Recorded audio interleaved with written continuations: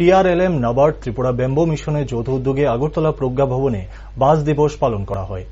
উক্ত বাস দিবসে উপস্থিত ছিলেন ত্রিপুরা বিধানসভার বিধায়িকা অন্তরা দেব সরকার, ত্রিপুরা টিআরএলএম নাবার্ড ত্রিপুরা ব্যাম্বো মিশনের আধিকারিকরা ও রাজ্যের বিভিন্ন জায়গায় বাঁশ শিল্পের সঙ্গে যুক্ত থাকা শিল্পীদের নিয়ে হয় এই কর্মসূচি। সাংবাদিকদের মুখোমুখি হয়ে বিধায়িকা অন্তরা দেব সরকার বলেন, ত্রিপুরা রাজ্যের বাঁশ শিল্প পৃথিবী বিখ্যাত রয়েছে, পাশাপাশি এই বাঁশ শিল্পের চাহিদা গোটা দেশ এবং বিশ্বে যথেষ্ট রয়েছে। ফলে এই বাঁশ শিল্পকে কেন্দ্র করে কিভাবে আত্মনির্ভর হওয়া যায় তা নিয়ে প্রধানমন্ত্রী ভোকাল ফর লোকালের মাধ্যমে রাজ্যের জনগণকে আত্মনির্ভর করাই ওনার মূল লক্ষ্য। এমনকি রাজ্য সরকার অর্থাৎ রাজ্যের মুখ্যমন্ত্রী যেই দিশাতে কাজ করে চলেছে সেই দিশাতেই টিআরএলএম এর বহু মহিলারা বাঁশ শিল্পের সঙ্গে যুক্ত রয়েছে এবং এই শিল্পের দরুন মহিলারাও দিনভর আত্মনির্ভর হচ্ছে। বিশ্ব ব্যাম্বো দিবসে অনুষ্ঠান উপলক্ষে আমরা প্রজ্ঞা ভবনে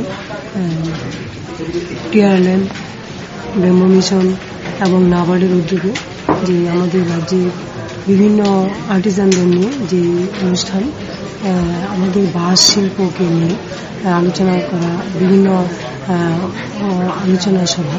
তো আমি আমার সংক্ষিপ্ত ভাষায় বলব, বাঁশ শিল্প বা আমাদের ত্রিপুরা রাজ্যে আমরা জানি বাঁশ শিল্প বিখ্যাত। সারা পৃথিবীব্যাপী আমাদের ত্রিপুরা রাজ্যের বাঁশ শিল্পের অনেক চাহিদা আছে, অনেক ডিমান্ড আছে, অনেক সম্মান আছে। তো এই বাঁশ শিল্পকে আরো কিভাবে সারা রাজ্যের মধ্যে শিল্পী তৈরি করা যায়, যেমন আমাদের দেশের প্রধানমন্ত্রী নরেন্দ্র মোদী যে চাইছেন যে লোকাল ফর ভোকাল, তো আমাদের ত্রিপুরা রাজ্যে এটা বড় একটা সুযোগ।